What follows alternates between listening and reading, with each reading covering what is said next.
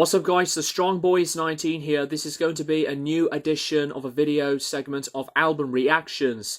And I'm going to be doing the video reaction of listening to an album that just came out. And that is the new Ghost album entitled Impera. Now this is my first time experience of this album. And as always, I'm going to speed the songs up in this video because of preventing these types of videos to be copyrighted. I know that I shouldn't really do that, but I don't want to break the rules, especially on the stricter rules that YouTube has been doing for a long while now. But here we go. So Impera, their 5th studio album. Let's go. Track number 1 is Impera.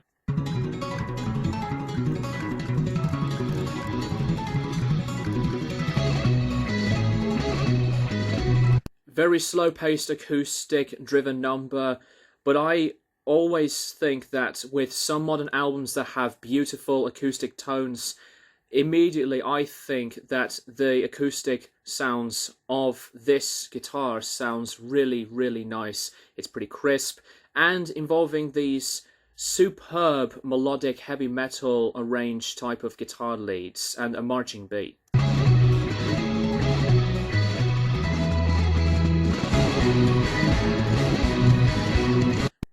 This makes me think immediately on the drums part with more lead guitar parts. Do you even hear the intro similarities of this and Battery from Metallica? Or is it just me?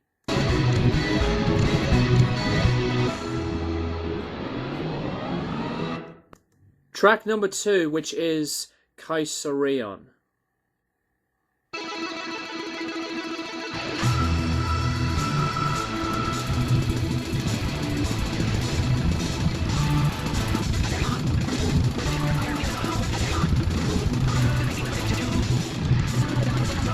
This is a way more energetic sound than I thought. Those vocals from Tobias, especially at that high head voice type of pitch, it's dramatic, and this is immediately like a boost up after the slower pace beginning.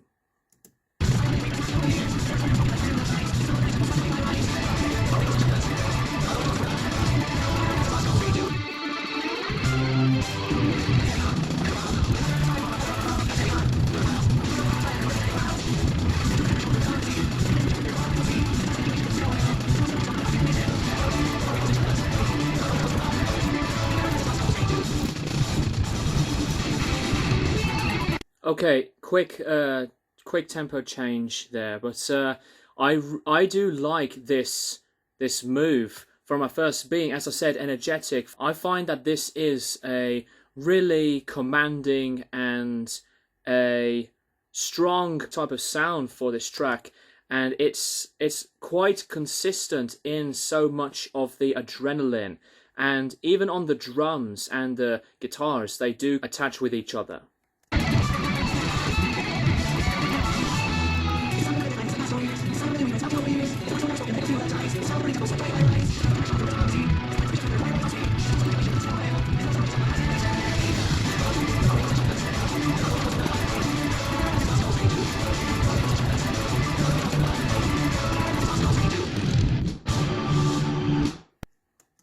This is a very, very solid track. I do like the sound of this one. It is confident, and it's definitely building something in like I'd say a dedicated way, especially on the way these guitar performances have been arranged in the writing. Track number 3, Spillways.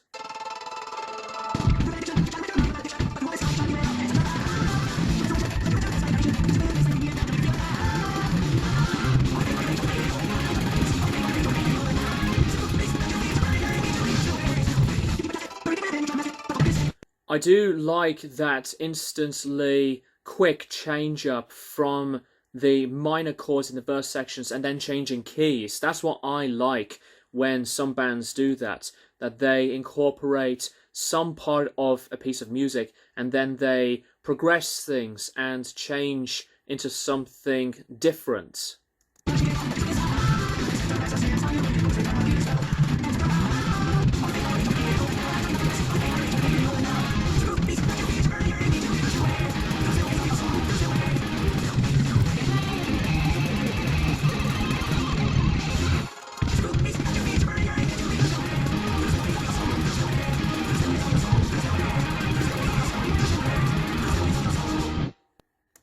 Spillways, I think this is another pretty solid number, totally different to what I did here from the last track.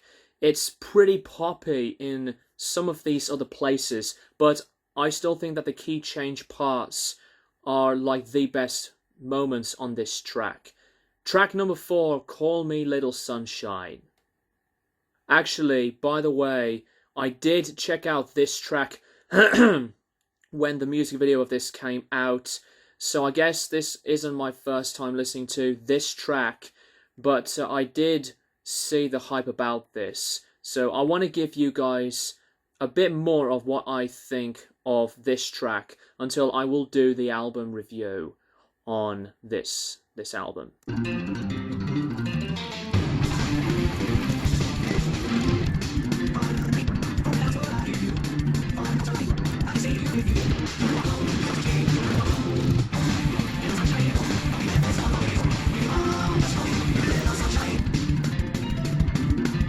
I think the change of melody and mood on this track to make it, I say, darker, does work in what this track is worth for a lot of people. It's mellow paced, and I do think that the performances are there, and it has quite a memorable hook, especially onto the banging and the attack of the drums, like on the chorus.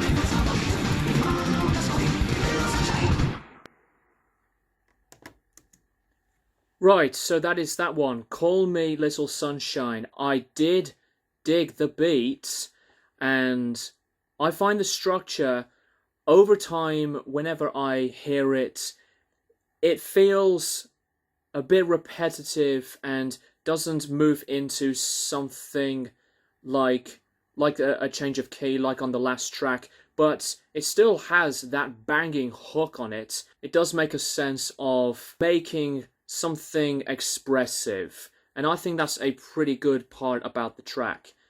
Track number 5, Hunter's Moon.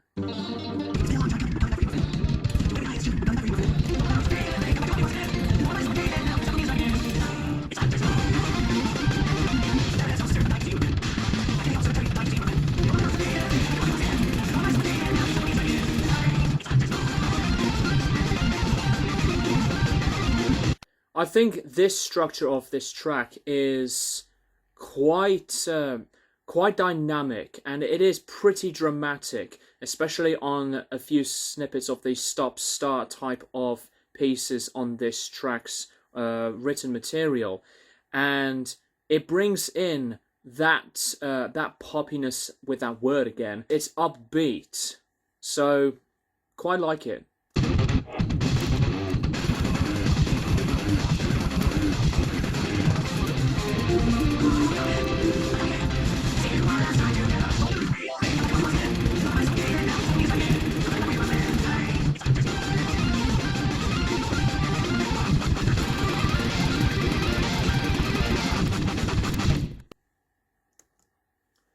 I do find, with more heavier thinking about this track, I have a bit of the similar views like on Call Me Little Sunshine, about a bit of the criticism that I had, and then it's a bit alike on this track. Not that it's a bad song, but not one of those that would really attach to me. But I think that I like the musicianship part of this song. Track number 6, Watcher in the Sky.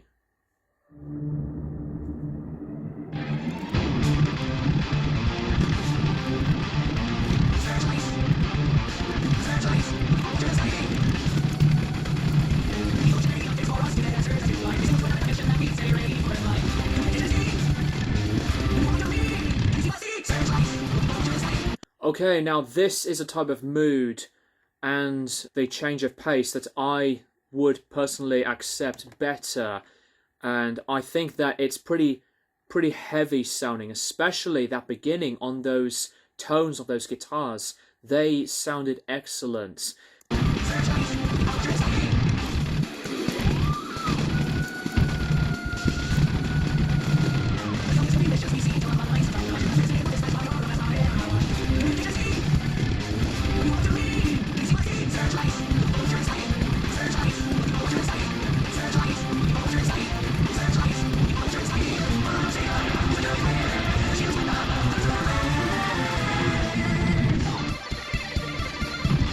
This is a craft of any writing material that I've heard from this album so far that I personally do like better than some of the softer performances and songwriting on this record.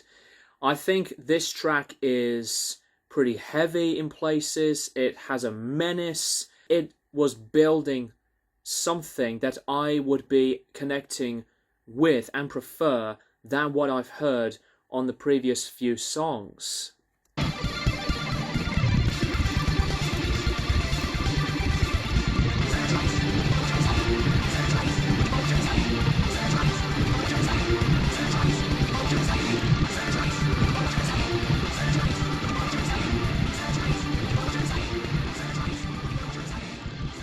Okay, so it just fades out, very slow fade out, but this is at the moment the most memorable song across this record so far. It's one of the better sounding songs, like on the second track of the album, and I find that Watcher in the Sky is the main one that I personally would maybe choose as my favourite on the album.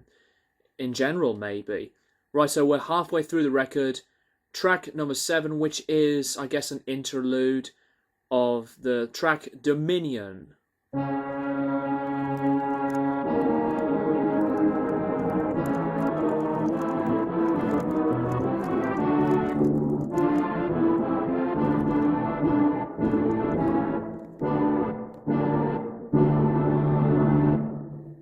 Very brief, but it does sound beautiful. I love hearing a great tone, especially on the production of brass sections like trumpets to trombones, and this could have been added in like a LA style noir or a darker setting type of movie.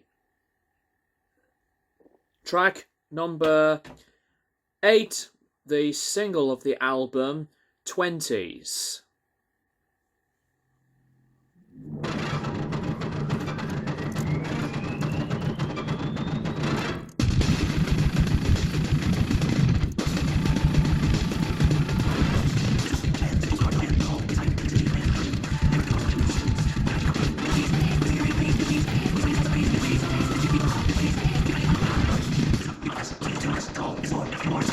Okay, that part after the first chorus, these types of lyrics are rubbing off a little bit of the wrong way for me.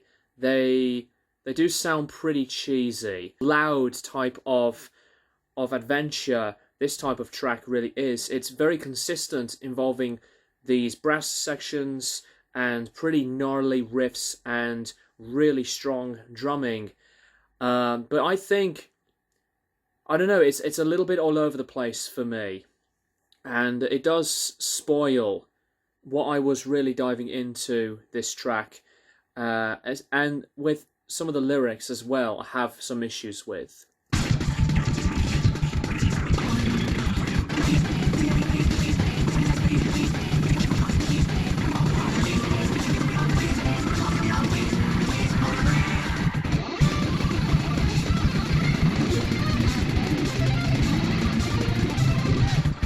I will say the performances on guitar solos, like on this track, they are great. Amazing riff writing musicians, and like I said about the drumming, I think it was a great part of this track.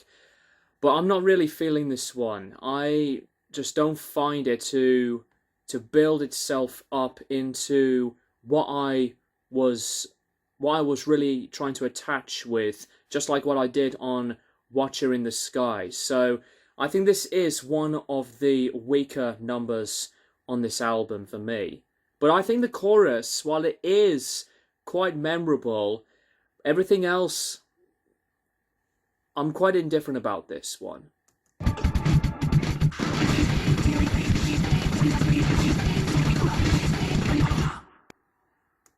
Yeah, 20s is a song that I could personally do without, but there's no worst song from what I've heard on this record. But yeah, same type of words and views that I have with this one. Track number 9, Darkness at the Heart of My Love.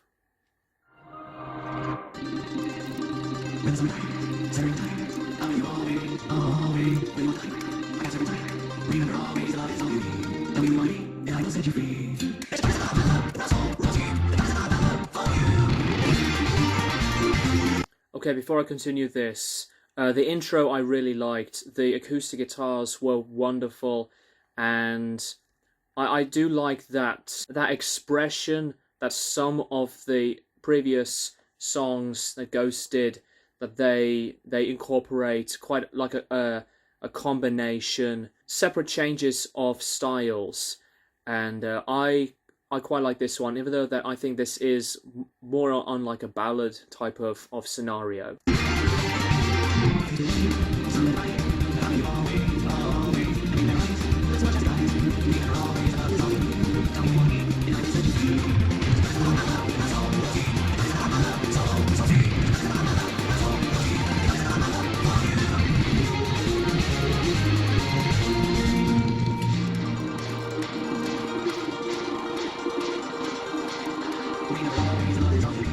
I'll have to say that this is a very nice song. I really liked a lot of the pieces in that folky edge, and it's just so constant, but it connected with gorgeous performances, and I think it is as passionate as a Ghost ballad can really get. I personally think this is the stronger song than Call Me Little Sunshine.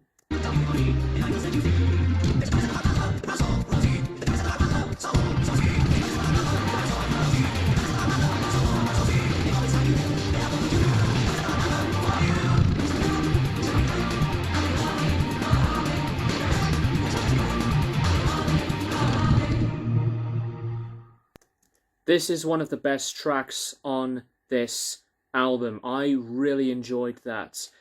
And it has like a somber and yet a big power in its darkness.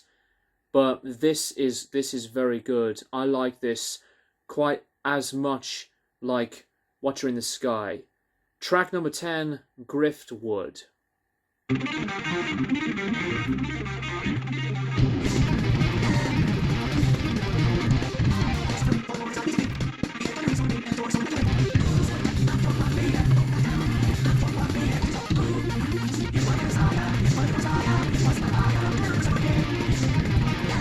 Okay, a boost back up into the rock edge, and this is like a hard rock type of performance and fruition. It's like as extremely effective as it does make, I find, with its direction. I think they do make that type of inspiration on writing music that is like what rock was like from the previous generations.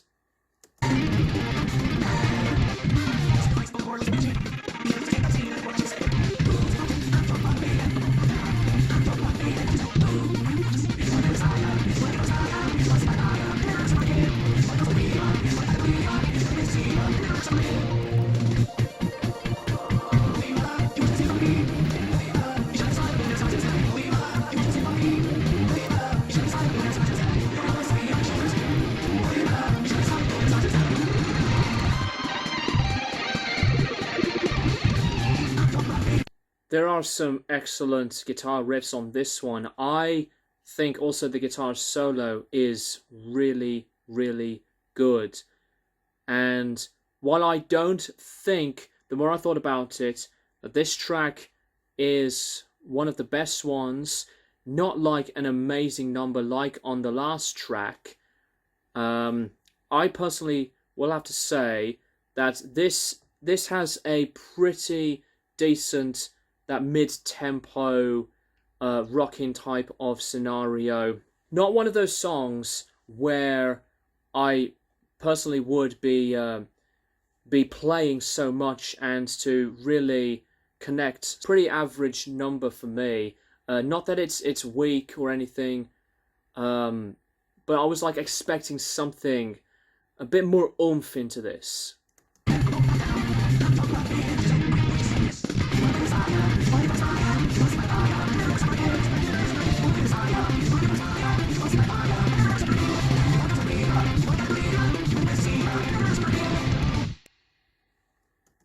There's a point in this track that I thought sounded and started pretty good, but I don't know, it's like that, it does try, but it's not bad.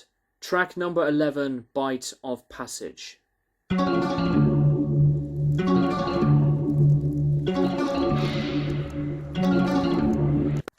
Okay, and that just leads into the last track of this album, Respite of the Spital Fields.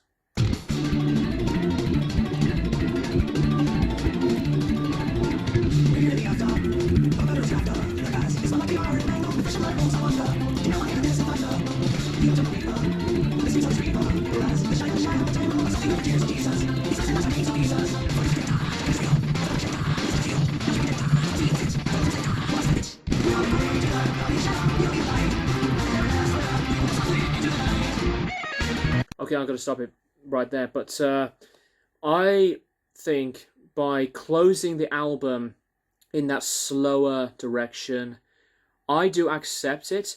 It has this impending and yet prominent drama to this, like on the sound of the vocals and the parts of the key changes that I did like. A lot of exploration on more of these tracks that I would like more, but this one does work on that.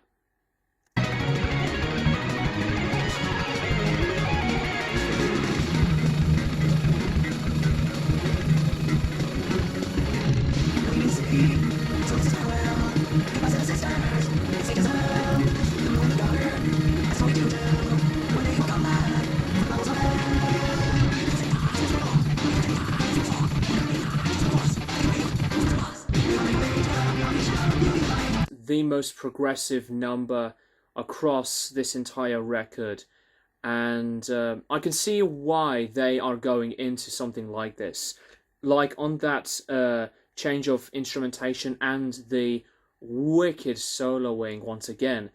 And for this being the longest number on this album, for almost 7 minutes, it's at some points just terrific, like on the mixing and the production, and with some meaning to this one. It does pull things into a lot of very good rhythm, and again that influence, like on the 80s heavy metal type of.